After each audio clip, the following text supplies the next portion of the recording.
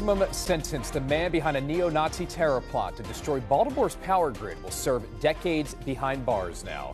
Good evening, everyone. Welcome into the News at 5. I'm Rick Ritter. And I'm Nikki Zizaza. Brandon Russell had nothing to say in court as a Baltimore judge called him a danger to the public and handed down a 20-year prison sentence.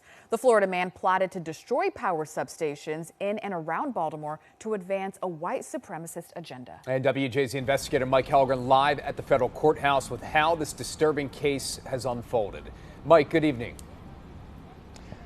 Good evening, Rick and Nikki. A chilling plot, and Brandon Russell did not have anything to say when the judge sentenced him to 20 years behind bars. The judge called him profoundly dangerous and said he wanted to destabilize society to advance a neo-Nazi agenda. A judge gave Brandon Russell the maximum 20-year sentence. Prosecutors say Russell is a neo-Nazi leader and the brains behind a 2023 plot to blow up the power grid in and around Baltimore to create a political revolution. A jury took about an hour to find him guilty. Judge James K. Bradar said Russell wanted to engender terror, fear, and chaos, and said he has significant mental health issues. With the guidelines being what they are, yes, we were prepared for this. Is he dangerous? He's always been very nice to me. The government says Russell recruited Sarah Beth Clendaniel, a woman from Cecil County, through letters in a prison romance. She was recently sentenced to 18 years in prison for her role in the plot.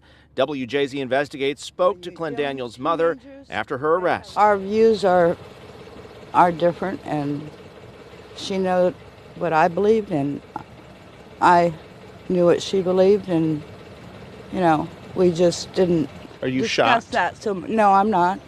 Would you say that she's a Nazi or neo-Nazi, that it's true that she held those views? Yeah, she definitely held those views. Ms. Clendaniel was the one that was actually going to go through with this attack, had armed herself and was prepared to do so. Russell had been in custody at the Chesapeake Detention Facility in Baltimore in segregation for his safety, according to a court filing. He previously served a 5-year sentence after authorities found explosive materials at his home in Florida, along with a framed picture of Oklahoma City bomber Timothy McVeigh. The lead prosecutor said this is very much like a movie plot and the defendant was the villain.